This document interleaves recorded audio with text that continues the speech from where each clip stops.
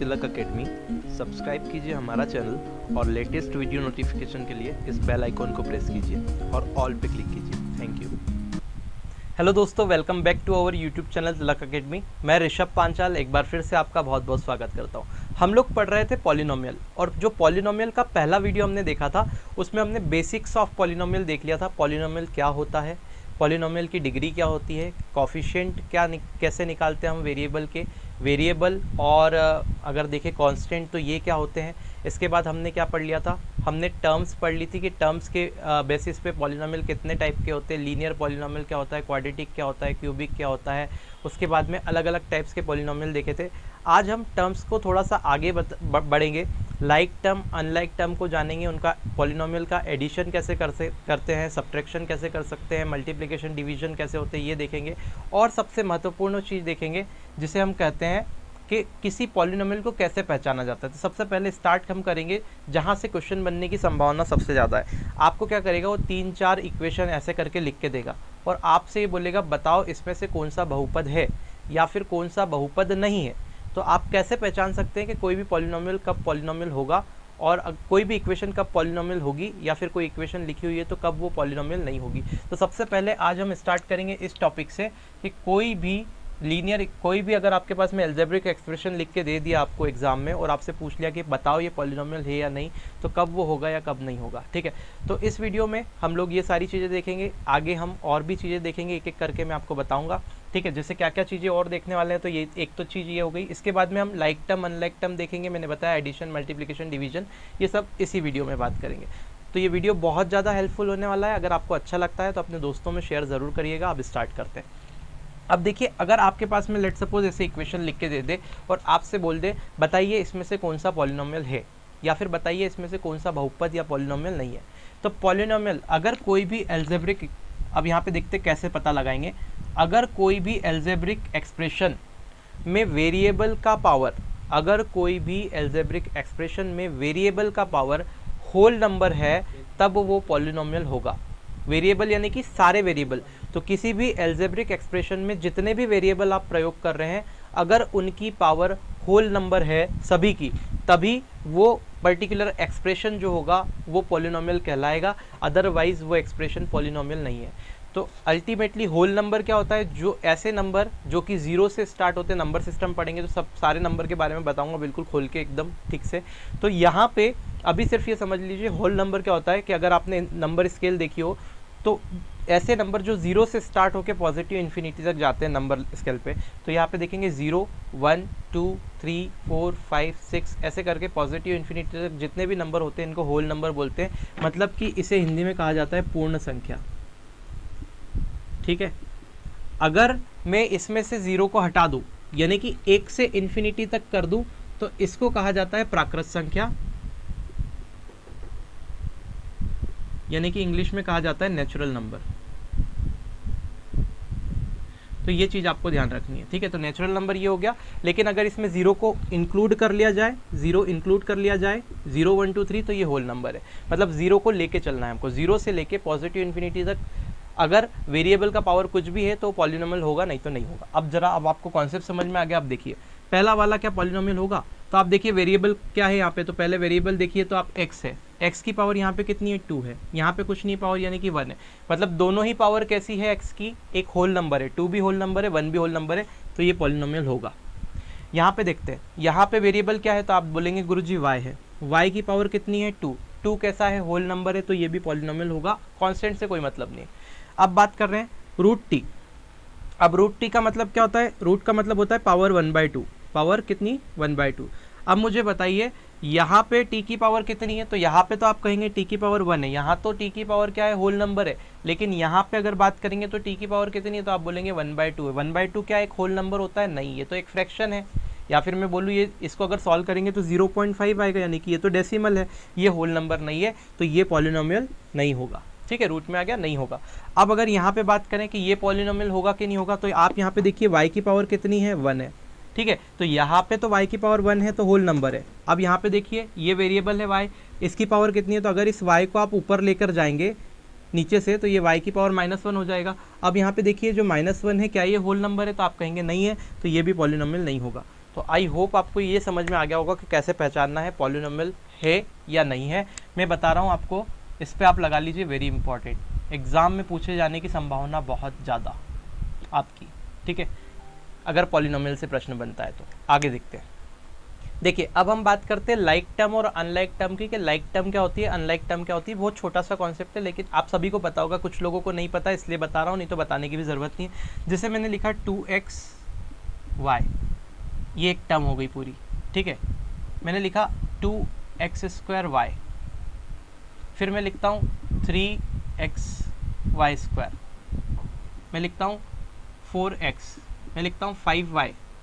तो आप देखिए ये सारी टर्म कैसी है, तो आप कहेंगे ये सारी टर्म अनलाइक टर्म है।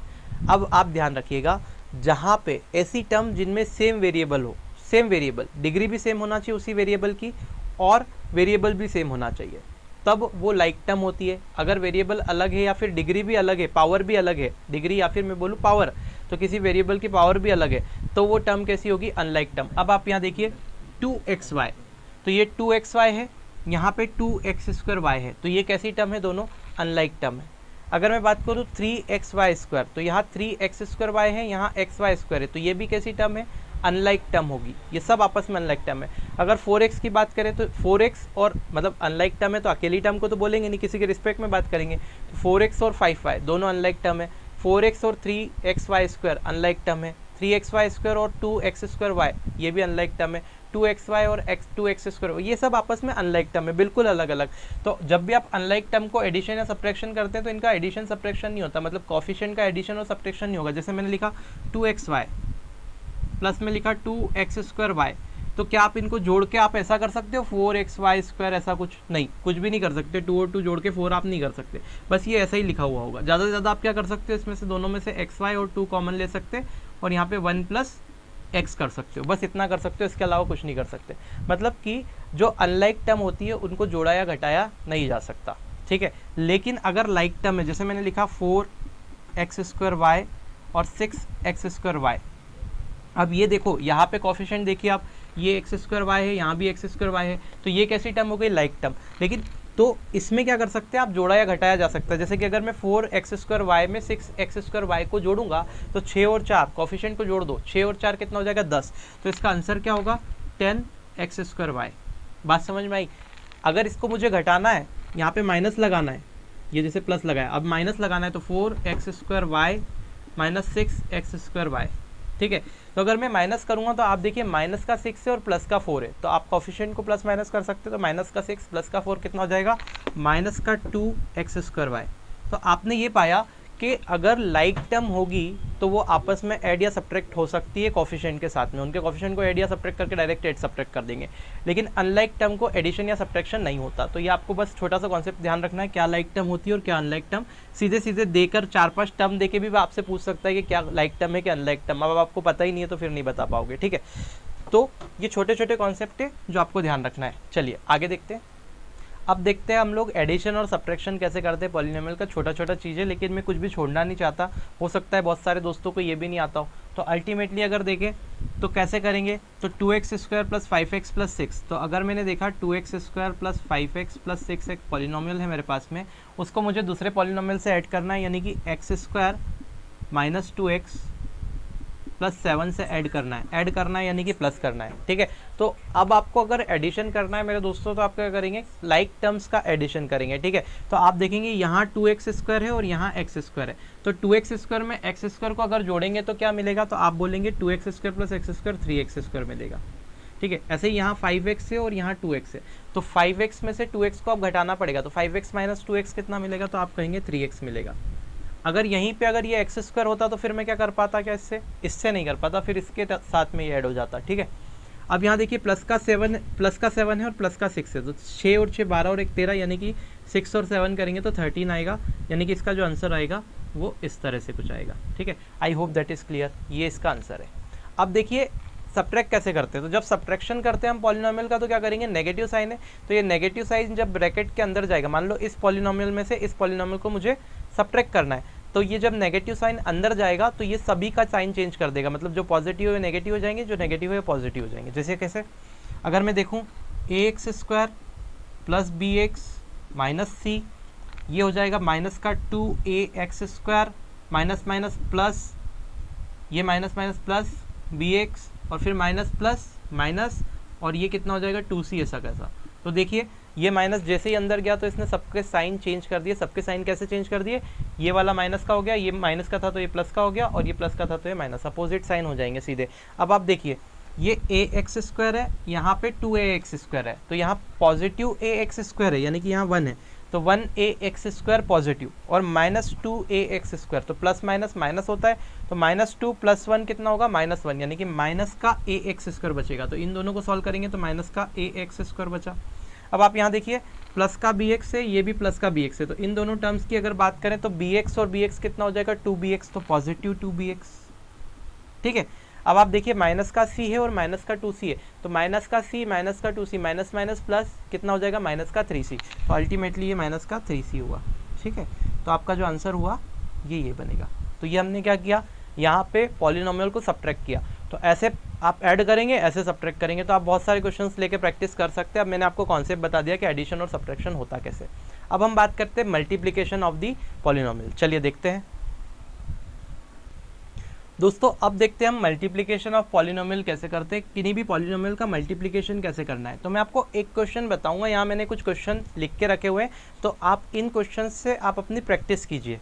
ठीक है, तो मैं एक क्वेश्चन बताऊंगा किस तरह से करना है। जिनको आता है बहुत बढ़िया है, वो थोड़ा सा धैर्य रखें, आगे भी बहुत सारी चीज़ें बताने वाला हूँ, लेकिन ये बेसिक है तो बेसिक को लेके चलना पड़ेगा। अगर ये नहीं आते तो फिर आगे की चीज़ें नहीं आएंगी। ठीक है, और ऐसे क्वेश्चन बनेंगे आपकी परीक्षाओं में, मैं बता रहा हूँ। तो अगर इनको दोनों को मल्टीप्लाई करना है, लेट सपोज एक पॉलिनोमियल है ये और एक पॉलिनोमियल है ये। अब आपको ऐसा भी बोल सकते हैं कि ये px है, एक पॉलिनोमियल है ये पूरा, और ये पॉलिनोमियल क्या है qx दे के रख दे आपको।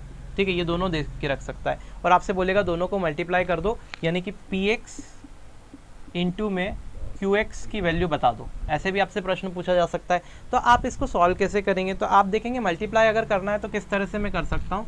तो आप देखिए पहले कि पहला वाला पॉलिनोमियल आपने लिखा ये और ये, तो आप हमेशा छोटे वाले को लीजिए। अगर दोनों बराबर है तो आप कोई भी ले सकते हो। तो आप छोटा वाला देख रहे हैं x+2, तो आप इसको इस तरह से लिख सकते हैं कि x+2 मल्टीप्लिकेशन में क्या है 2x² प्लस में 3x प्लस में 1।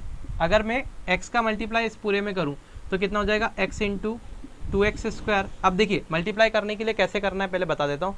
आपको क्या करना है, एक एक टर्म लेना है, इस पूरी टर्म का पहले इस पूरे में मल्टीप्लाई करना है पूरे ब्रैकेट में, फिर जो साइन है उसको लेना है और ये कांस्टेंट को लेना है, जो भी चीज़ें लिखी है उसको लेना है, और इस पूरे का इस पूरी टर्म में मल्टीप्लाई करना है। देखिए कैसे, पहले मैं x को ले रहा हूँ, तो x का पूरे में करेंगे तो x इंटू में, जिनको नहीं आता उनके लिए बता रहा हूँ, x इंटू में कितना हो जाएगा 2x² प्लस 3x प्लस 1। अब ये प्लस का 2 है तो यहाँ +2 लिखा क्योंकि ये +2 था। अब इसका इस पूरे में यानी कि 2x² प्लस 3x प्लस 1। ठीक है, I hope that is clear, ये समझ में आ गया। अब सिर्फ मल्टीप्लाई कर दो, x का 2x² में करेंगे तो 2 तो सेम रहेगा, x² इंटू x करेंगे तो x³ हो जाएगा, तो ये हो जाएगा 2x³। यहाँ पे x का इसमें करेंगे तो प्लस में हो जाएगा 3x², x का इसमें करेंगे तो प्लस में x हो जाएगा, 2 का इसमें करेंगे तो 2 2 ज़ा 4x² हो जाएगा, फिर 2 का 3 में करेंगे तो 2 3 ज़ा 6 हो जाएगा, तो 6x हो गया। ये प्लस साइन है, ये भी प्लस साइन है, तो यहाँ प्लस आएगा। ठीक है, फिर आगे देखेंगे 2 का 1 में करेंगे तो +2 हो गया। अल्टीमेटली अगर मैं इसकी बात करूँ आगे तो आप देखेंगे 2x³ हो रहा है। अब यहाँ पे x³ वाली टर्म ढूंढिए आप, कहीं बन रही है क्या, नहीं, तो सिर्फ 2x³ को आप लिखिए। अब ये 3x² है, कोई x² वाली और टर्म बन रही है तो आप बोलेंगे हाँ बिल्कुल गुरुजी ये बन रही है, तो 3 और 4 कितना हो जाएगा, तो आप बोलेंगे 7x² हो गया। ठीक है, अब आगे देखते हैं x वाली टर्म, तो ये x वाली टर्म है, यहाँ पे एक x वाली टर्म है, तो x और 6x कितना हो गया 7x, और लास्ट में आपका कांस्टेंट आ जाएगा +2। तो ये आपका क्या हो गया, मल्टीप्लिकेशन हो गया इन दोनों पॉलिनोमियल का। ठीक है, तो इस तरह से हम मल्टीप्लाई करते हैं। अगर आपको इसका करना है तब भी आप ऐसे कर लेंगे, कैसे, x का पहले इस पूरे में कर देंगे, फिर +5 का इस पूरे में। अब अगर आपके पास में ये टर्म है तो a का पहले इसमें कर देंगे, फिर प्लस b का इसमें कर देंगे, फिर जो टर्म है वो देख लेंगे हम लोग, एड सब्ट्रैक्ट जो भी हो रहा है कर लेंगे। इसके बाद में अगर ये पॉलिनोमियल ऐसे आ जाता है तो आप क्या करेंगे, पहले x का इन सब में कर देंगे, फिर क्या करेंगे 4 का इस पूरे में कर देंगे। ठीक है, तो आप मल्टीप्लाई करिएगा। कमेंट तो शायद ही कर पाए, ये उल्टी सीधी वैल्यू आएगी तो कमेंट में शायद ही आप लिख पाएँ, अगर कर पाएँ तो आप कर दीजिएगा और मुझे आंसर बताइएगा। ठीक है, अदरवाइज प्रैक्टिस तो करिएगा। अब ये 3 टर्म है, तो 3 टर्म में क्या करोगे, a का पहले इस पूरे में करना, फिर प्लस b लिख के इस पूरे में करना, फिर प्लस c लिख के इस पूरे में मल्टीप्लाई करना। ठीक है, आई होप आप कर लेंगे। तो ये इनसे आप प्रैक्टिस कर सकते हैं। मैंने थोड़े से अलग से क्वेश्चन लिए हैं अलग तरीके के, ताकि आप प्रैक्टिस कर पाएँ, ठीक है। तो इनकी प्रैक्टिस कर लीजिएगा, आप कभी नहीं भूलेंगे। और मैं बोल रहा हूँ मोस्ट ऑफ दी पर्सन्स को तो ये आता ही होगा, बड़ा सिंपल है ना। अब आगे कॉन्सेप्ट हम देखते हैं। अब देखिए हम देखते हैं डिवाइड कैसे करना है पॉलिनोमियल को। देखिए ये छोटी छोटी चीज़ें हैं, लेकिन अगर मैं ये मान के चल लूँगा अंदर से कि ये सब चीज़ें आपको आती है, तो फिर मैं पॉलिनोमियल पढ़ाऊँगा तो आपको, अगर कोई बच्चे ऐसे होंगे जिनको सब कुछ आता है, बिल्कुल आसान लग रहा है, लेकिन कुछ लोग ऐसे हैं जिनको ये नहीं आता है, तो उन सबको बताना ज़रूरी है। तो अगर आप लोगों को ये चीज़ें आती है तो आप इसको स्किप कर सकते हैं, आगे बढ़ के देख सकते हैं, कोई प्रॉब्लम नहीं। लेकिन छोटे छोटे कॉन्सेप्ट है जहाँ से क्वेश्चन बनते हैं, तो मेरा तो आपसे यही सजेशन है कि आप सब कुछ कवर करते हुए चले, है ना, किस तरह से करना है, कहीं से भी बन सकता है। तो अब आप ये देखिए पी एक्स, लेट सपोज एक पॉलिनोमियल है P x x square plus 9x plus 20, और एक और पॉलिनोमियल है क्यू एक्स जिसका नाम है क्यू एक्स जिसकी वैल्यू है x प्लस 4, ठीक है। तो आपको क्या बोलेगा, आप पी एक्स को डिवाइड करने का बोला है क्यू एक्स से, आपसे क्या बोला है, पी एक्स से क्यू एक्स को भाग दीजिए, है ना, पी एक्स को भाग देना है क्यू एक्स से। और आपसे क्या बोला है, इसमें रिमाइंडर यानी कि शेषफल और क्वोशिएंट यानी कि भागफल, दोनों आपको वैल्यू फाइंड करनी है भाग देने के बाद। तो इसको सिंपल सी बात है, इसमें इससे डिवाइड करना है। तो आप कैसे डिवाइड करेंगे, तो डिवाइड करने के बहुत सारे तरीके हो सकते हैं। चाहे तो आप इसका फैक्टर करके आप डायरेक्ट डिवाइड करके कट कर सकते हैं, या फिर अब हम लॉन्ग डिवीजन मेथड देखेंगे कैसे हम डिवाइड करते हैं, ठीक है। तो मेरा मकसद आपको लॉन्ग डिवीजन मेथड सिखाना है, तो मैं अभी वो सिखा रहा हूँ। तो अल्टीमेटली क्या करना है, आपको इस तरह से डिवाइड करना है जैसे हम नॉर्मली डिवाइड करते हैं। तो अगर मैं डिवाइड करना चाहूँ तो आपको किसको डिवाइड करना है, तो इसको, तो आप इसको यहाँ पे लिखिए x square plus 9x plus 20। अब डिवाइड किससे करना है, तो आप बोलेंगे x प्लस 4 से, तो x प्लस 4 से डिवाइड कर रहे हैं।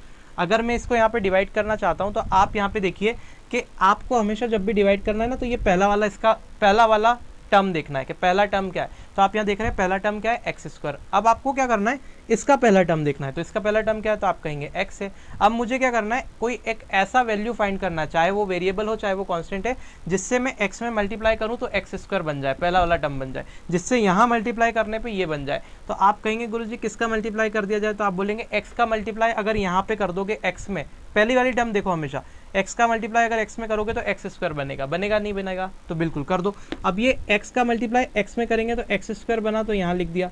फिर ये प्लस लगा है तो यहाँ पे भी प्लस का x है क्या, तो हाँ बिल्कुल प्लस का x है। तो प्लस का x इंटू 4 करेंगे, प्लस का 4, प्लस का x इंटू प्लस का 4 करेंगे तो 4x बनेगा, और ये भी पॉजिटिव बनेगा तो ये पॉजिटिव। तो सिर्फ x का मल्टीप्लाई x में करा तो एक्स स्क्वायर आया, फिर x का मल्टीप्लाई 4 में करा तो 4x आया, और ऐसी कैसी टर्म हमने यहाँ पे लिख दी मल्टीप्लाई करके। क्लियर है।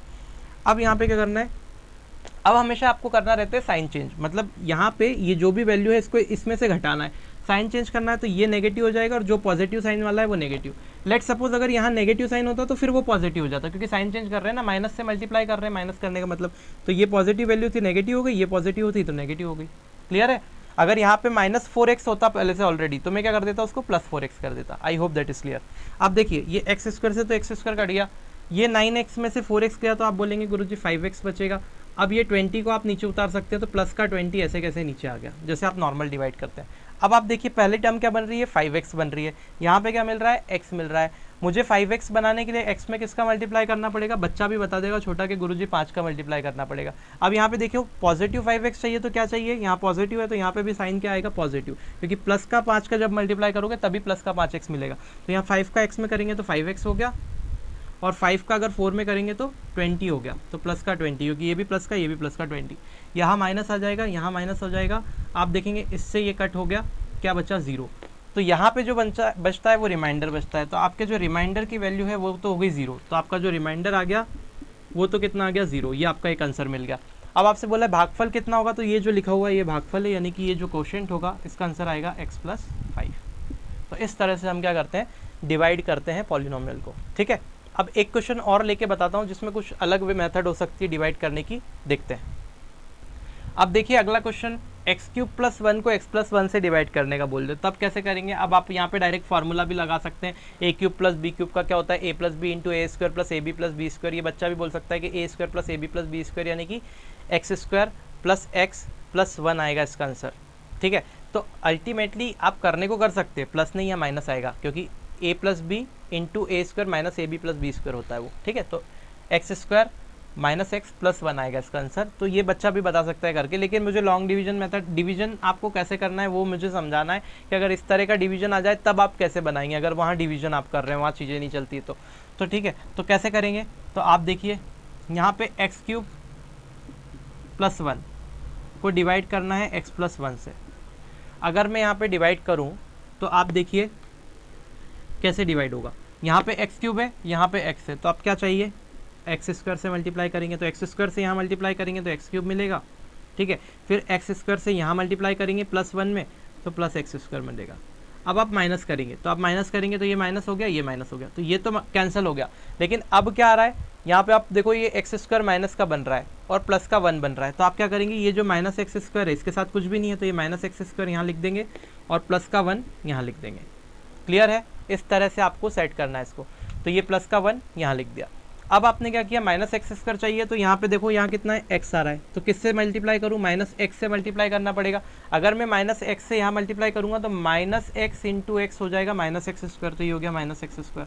अब देखिए माइनस प्लस, तो आप बोलेंगे माइनस, और माइनस प्लस माइनस हो गया और x -x का मतलब प्लस माइनस तो माइनस हो गया और x का 1 में मल्टीप्लाई किया तो x हो गया, ठीक है। I hope that is clear, ये समझ में आ गया होगा। अब यहाँ पे देखिए अगर मैं साइन चेंज करूँगा तो ये पॉजिटिव हो जाएगा, ये भी पॉजिटिव हो जाएगा क्योंकि दोनों नेगेटिव थे।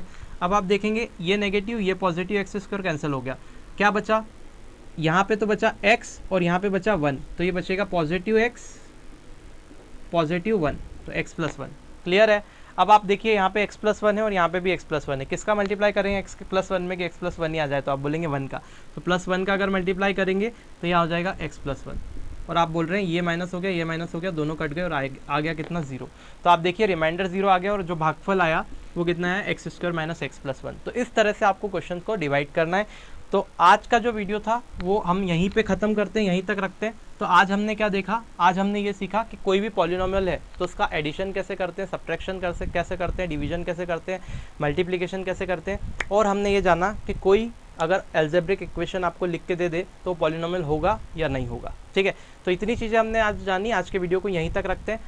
अगला जो नेक्स्ट वीडियो इसका होगा, इसमें हम लोग जीरोज़ ऑफ पॉलिनोमियल पढ़ेंगे। उसके बाद में जो ग्राफिकल रिप्रेजेंटेशन होता है पॉलिनोमियल्स का या क्वाड्रेटिक इक्वेशन का, तो उसमें ग्राफ को देख के कैसे हम जीरोस फाइंड कर सकते हैं, कितने जीरो होंगे कितने नहीं, ये पता लगा सकते हैं। इसके ऊपर अगर क्वेश्चन आता है, बनता है, तो वो चीज़ देखेंगे। और भी कुछ आगे चीज़ें देखेंगे, पर वो नेक्स्ट वीडियो में। तो आई होप ये वीडियो आपको पसंद आएगी और आपकी बहुत ज़्यादा एग्जाम में सहायता भी करेगी। अगर आपको पसंद आती है वीडियो तो आप इसे लाइक कर सकते हैं, और अगर आप हमारा सपोर्ट करना चाहते हैं, आपको अच्छा लगा है, आप हमारा दिल से सहयोग करना चाहते हैं, तो आप इस वीडियो को शेयर कर सकते हैं। मेरा आपसे रिक्वेस्ट रहेगा तो ज़्यादा से ज़्यादा आप शेयर करें। मैं मिलता हूँ आपसे नेक्स्ट वीडियो में, तब तक के लिए जय हिंद।